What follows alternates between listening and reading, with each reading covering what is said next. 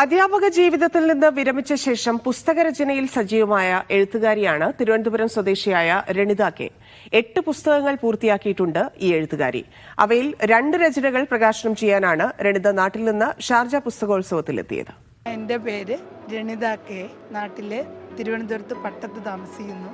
ഞാൻ 13 വർഷം ലെക്ചറായിരുന്നു. 4 പുസ്തകം കഴിഞ്ഞു. മൂന്നാമത്തെ 4ാമത്തെ പുസ്തകമാണ് ഇവിടെ റിലീസ് ചെയ്യുന്നത്. ഒരു പുസ്തകം കഥാസമാഹാരമാണ്, നവനീർമുത്തുകൾ.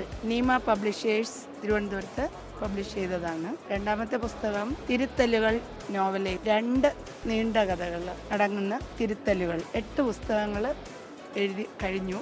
9ാമത്തെ പുസ്തകം എനിക്കൊരു അവാർഡ് കിട്ടിയതാണ്. പുസ്തകങ്ങൾ ഇറക്കാൻ തുടങ്ങിയത് 58 വയസ്സായ പിന്നെ 58 കഴിഞ്ഞു. ഇപ്പോൾ എനിക്ക് 62 വയസ്സായി.